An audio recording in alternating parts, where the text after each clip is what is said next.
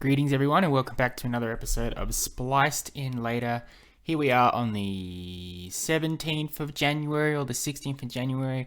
We're really kicking off into 2023 already. My brain can't handle it. It's still 2022. When I look back at last year, I'm always Googling 2021 and then I go, wait a minute, there's a whole year between now and what I'm looking at. No movie reviews for this week. We're just going to do something simple, something easy, something that probably won't go for long. But it covers a few bases here on the show. Namely, it gives you a recommendation for a movie that I think is pretty good. That's part of the poster that I have for the top 100 bucket list movies. And, it focuses on a genre of movie that I don't really talk about that much. BT dubs, if you hear my phone vibrate while we're recording, ignore it. I'm just currently in a conversation with one of my friends about what the hell a wiglet is. I saw this morning the Pokemon that are part of Scarlet and Violet. I tried to. My brain can't handle some of them. And Wiglet and Wugtrio broke my brain. But that's irrelevant. It's not to do with anything we're going to talk about. So that's just a little backstory though. If you hear something going constantly, it's just someone trying to explain to me why Wiglet is cool, apparently. Anyway. What we're doing today is we are talking about the rise and the very hard fall of parody films, with special emphasis really on the movie Airplane, with an exclamation mark. Directed by the Zucker brothers, David and Jerry, released in 1980, and starring the beloved, well, not starring Leslie Nielsen, but he's the best part of the movie, so I'll just say Leslie Nielsen there. So maybe you're going, what's a parody film? Fair. A parody film essentially is a type of genre for movies or TV shows really, where the basis of the comedy or the drama in the thing, whatever, is in reference to other things, whether it's other plot lines, other characters, other themes, other generalness. It takes established things and makes a mockery of it or twists it in a way to tell its story. For instance, maybe Wiglet is a parody of Diglett, because Wiglet is basically just a Diglett, but stupid. Maybe. Moving on anyway. So, present day stuff, if you haven't seen Airplane, you'd know scary movie, epic movie, disaster movie, superhero movie, stuff like that. Movies where it is just built on the basis of other things, and the comedy is derived of making light of those things.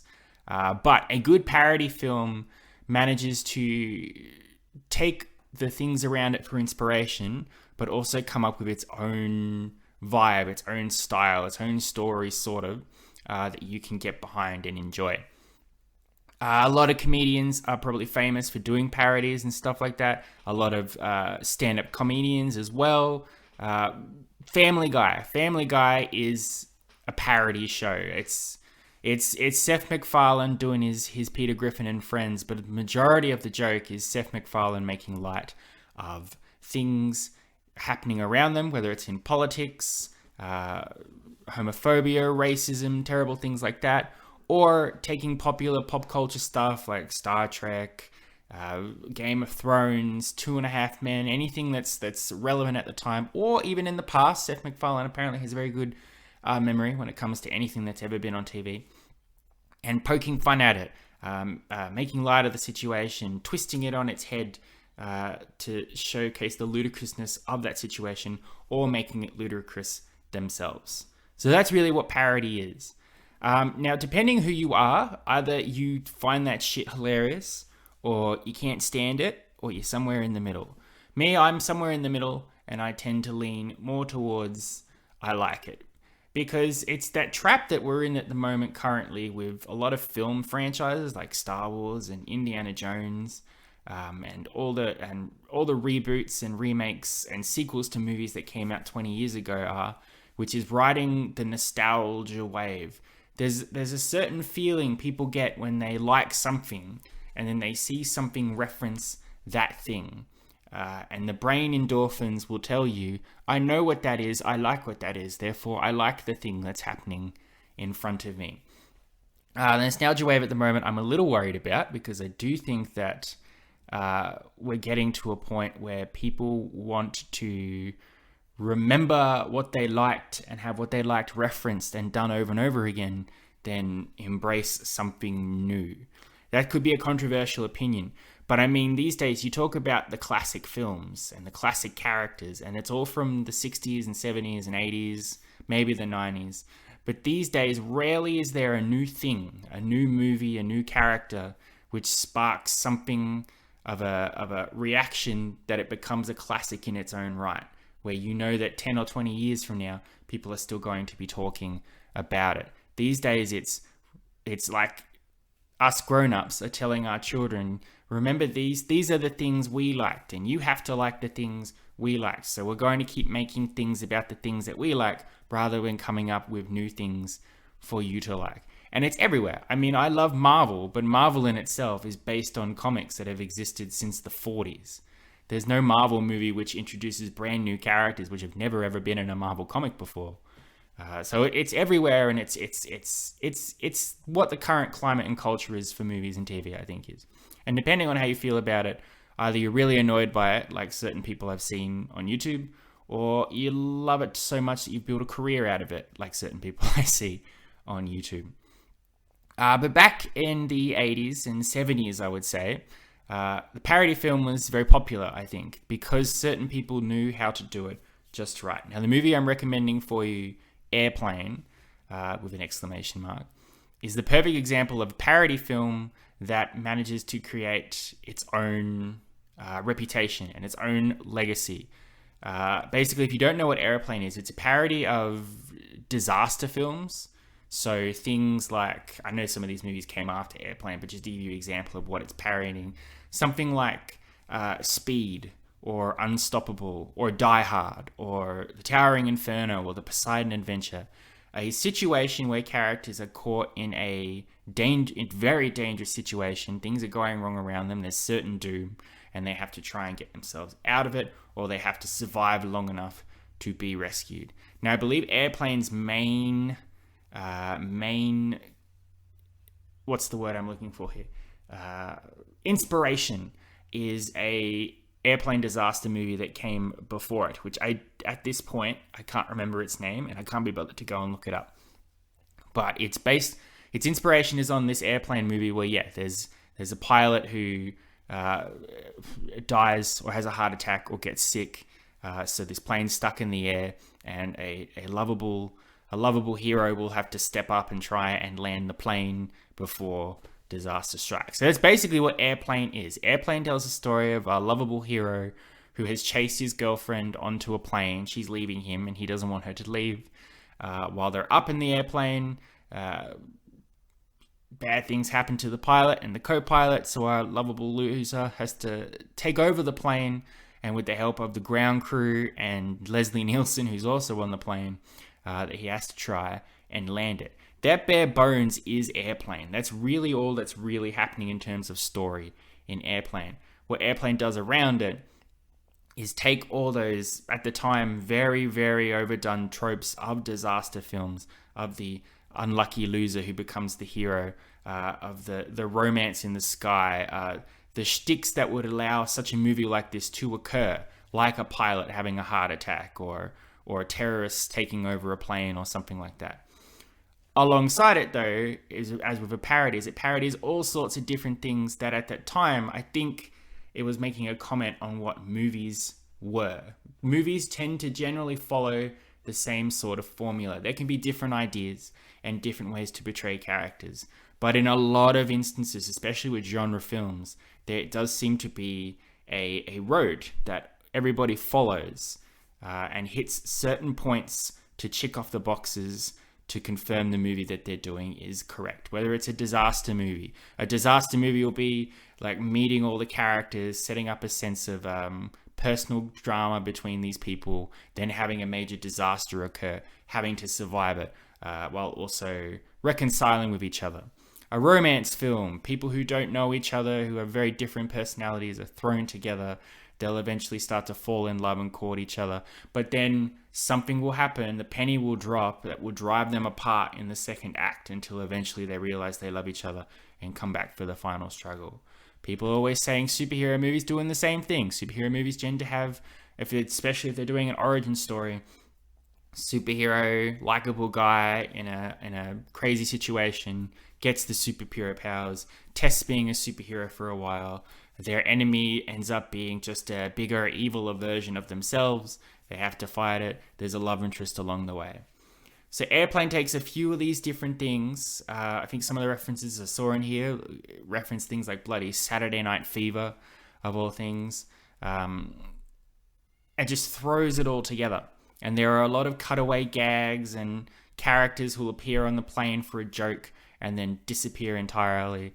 You'll have people doing flashbacks to other things, so you can explore other parodies as well. But what's great about Airplane is all of it's very funny, with the exception of certain jokes which are not culturally acceptable now, but I'll talk about that a little bit as we get into the next part of this. To a point where it's very clever, it's on the nose, but it never detracts from the story of Airplane, which is still that this guy has to land the plane and romance his sweetheart again. The best part of the movie by far is Leslie Nielsen. He plays a very deadpan doctor character who delivers the most stupidest lines, but he does them with such sincerity and such power in it that it's funny in his delivery and it's funny in the reaction. It's an incredible performance. It was so incredible that it changed Leslie Nielsen's career. Before this, I believe he was a drama actor, very versatile in theatre and all of that stuff. But the way he approached this character in Airplane changed his career entirely. After this came The Naked Gun and all these other comedy stories starring Leslie Nielsen, where he would play the same sort of thing. He would be very deadpan and droll to ludicrous situations around him. The Naked Guns are the prime Leslie Nielsen. If you want to go check them out, they are hilarious. Airplane's great. It's a very fun parody film, which is entertaining, even if you don't get the jokes half the time. But if you want to know where parody really emerged from in the early days, I think Airplane is the perfect example of that. That being said, to me, the king of parody films, parody making by far, has got to be Mel Brooks. I think the line of movies that Mel Brooks directed in the 60s, the 70s, and the 80s majority were parody films. And they were all very different in terms of what they were parodying, but they were all incredibly funny, incredibly clever, had their own stories and their own characters that they were able to make stand up on their own rather than just be, for example, if you're parodying Pirates of the Caribbean, it's just, here's Jack Sparrow again, but he's Jim Sullivan or something like that. Basically the same character, just their names slightly twisted. If you don't know what I'm talking about, yes you do. I'll list them off for you. Mel Brooks' films include, among other things, Spaceballs, parody of Star Wars, Robin Hood Men in Tights, obviously a parody of Robin Hood, Blazing Saddles, a parody of westerns, and Young Frankenstein, a parody of horror films. There might be some more that I'm forgetting at this point. But those are the best ones, probably, in my opinion, except for probably the one that I'm forgetting that's the better than all of them. That happens all the time.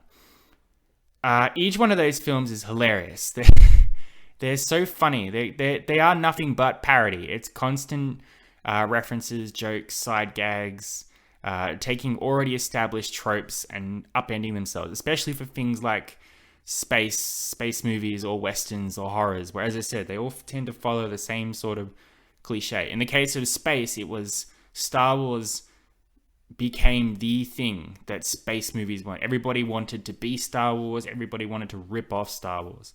So Spaceballs rips off Star Wars, but it doesn't steal the plot of Star Wars. It doesn't just do Star Wars again, but with silly characters.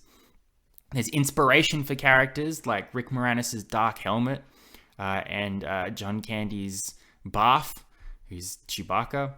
But the story that these characters go on is not got to destroy the Death Star and save the princess. It's protecting a planet from an evil emperor who wants to steal all their oxygen with a giant vacuum cleaner that's shaped like a maid. It's crazy. Blazing Saddles, the inspiration comes a lot from probably something like The Magnificent Seven, but for the most part, it's a commentation on westerns made by Hollywood and the difference between what a Hollywood western is and what real life western actually was. And the horror movie in itself, it's taking the black and white trope and the shitty sets that were always falling down. A constant in all these movies, Gene Wilder. Gene Wilder was a wonderful actor. If you don't know who that is, yes you do. He was Willy Wonka in Willy Wonka and the Chocolate Factory. If anyone's ever shown you that clip of him in that tunnel talking about how we were all going to die and there's snakes and birds being killed on camera, that's our good old Gene Wilder. He's lovely in all these movies, whether he's the main actor or he's the supporting character. He steals the show regardless. As I said, they are all parodies, so they're all referencing different things. Depending on your knowledge of what's being parodied, you may not always know what it is that the joke is, but the delivery will make you laugh regardless. Now, disclaimer though, a lot of Mel Brooks films, 90% hilarious and funny for good reasons. 10% are probably not. But I would say for that is it shouldn't detract from the movie. It's okay to not laugh. It's okay to be a little affronted because you should. For the 90% of the Blazing Saddles that's funny and clever and silly, there is 10% of it where Mel Brooks shows up with red paint on his face as a Native American, pretty much embodying the racial stereotypes that are from Peter Pan. There's a lot of Jewish jokes. Mel Brooks is Jewish, so I guess he feels like he can do that. But some of the stuff is offensive for sure. But you have to also remember this stuff was made in the 60s, the 70s, and the 80s, which in those times, to be a bit homophobic, to be a bit racist, that was just the general comedy of that time. You should never say, because it was a comedy of that time, it's funny, because it's not.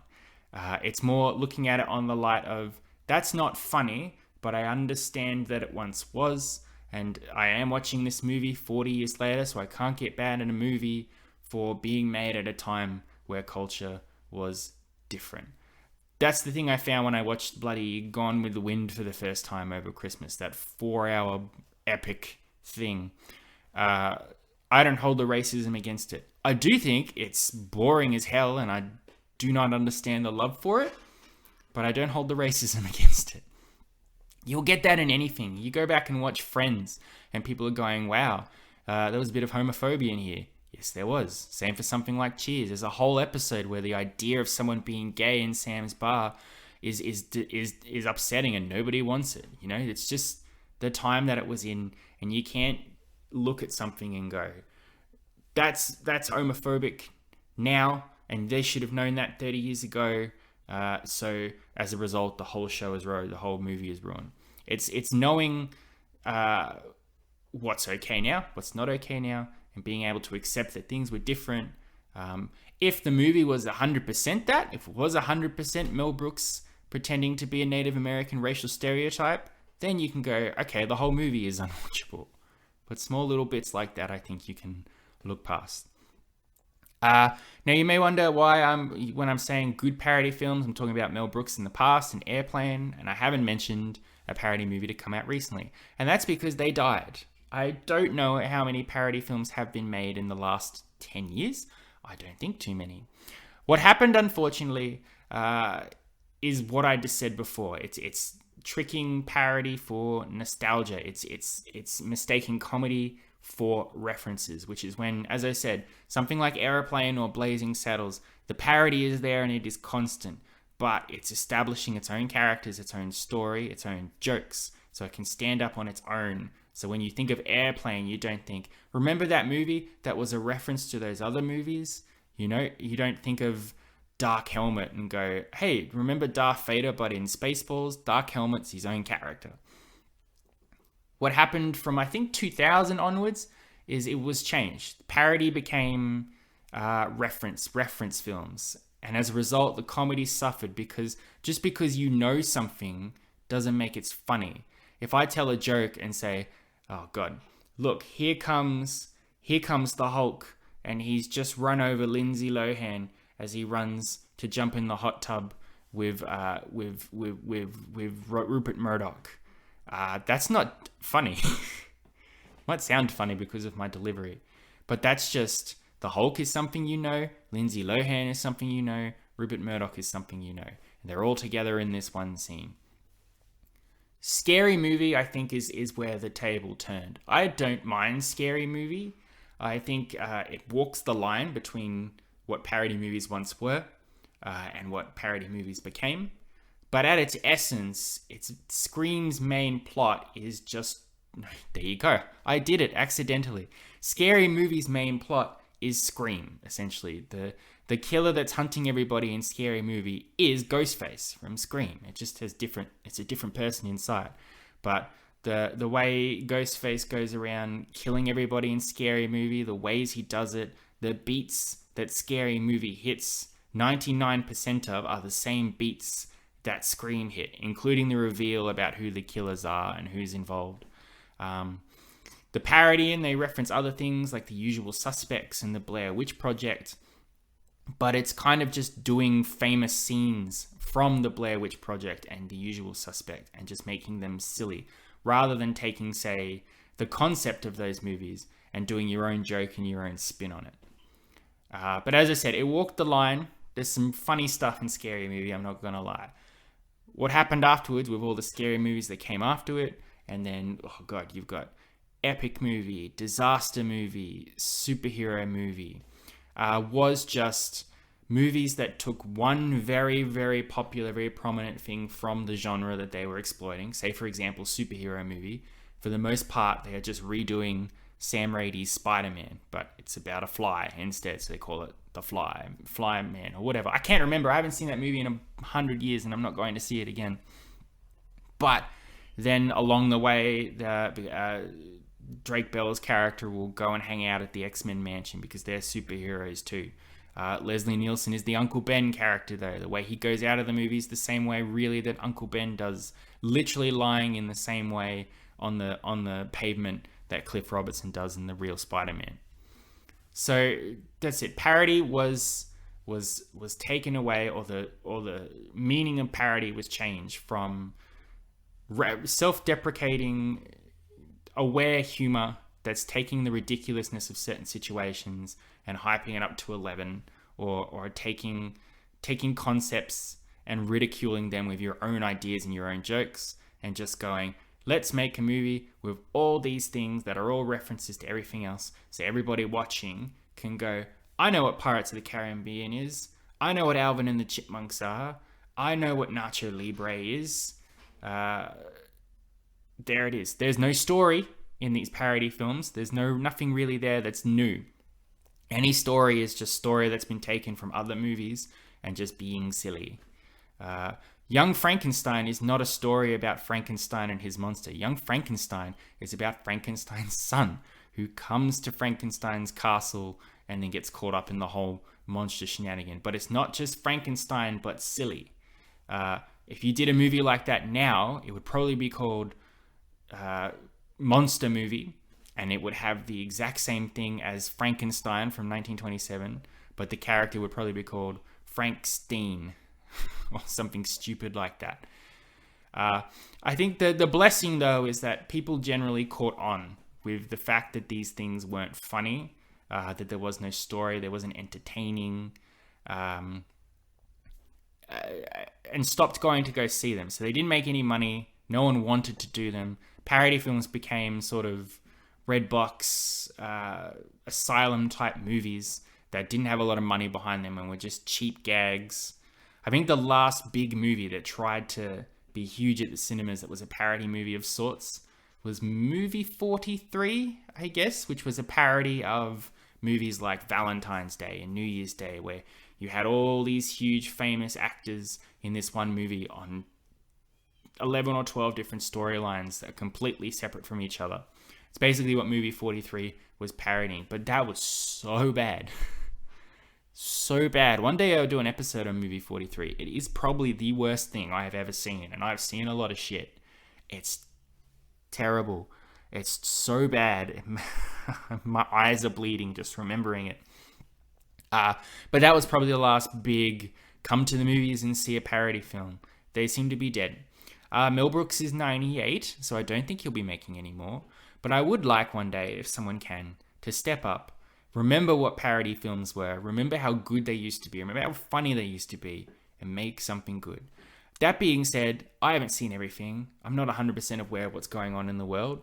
If you're listening and you know of a parody film that came out recently that fits the bill of what I'm saying, it isn't something crap like Scary Movie 5, let me know. I'd love to know. I'd love to check it out. I'd love to see something new from the parody world that I haven't checked out. That came after the 80s, pretty much. There you are. Thank you very much for listening. I hope you've enjoyed a rambling look at parodies. One could argue that my podcast is a parody of regular podcasts because I'm basically doing what other people do, but not particularly well. Not professionally. I'm not making money off of it.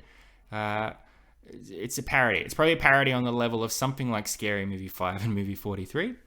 But there you go. I will probably be back next week for another episode. Don't ask me yet what it is, because I don't know. I'm just counting the weeks until we get to Ant-Man and the Wasp: Quantumania, because boy oh boy am I excited about that, because it kicks off weeks and weeks of new movies to review. And boy oh boy am I excited to see them. Am I excited to talk about them with you. But until then, thank you very much for listening. I hope you've enjoyed. I hope you go away from here and go, I'll check out one of these parody movies that good old Spliced In Later recommended. I'd highly recommend Blazing Saddles. I think it's great. But any of them is great. Young Frankenstein, Spaceballs, even Airplane, the title of this episode, which I've talked very little about. Good stuff. You won't be disappointed. Anyway, until next week, I love and appreciate you all as always. It's been a treasure as usual. Adios, muchachos. I'll catch you next time.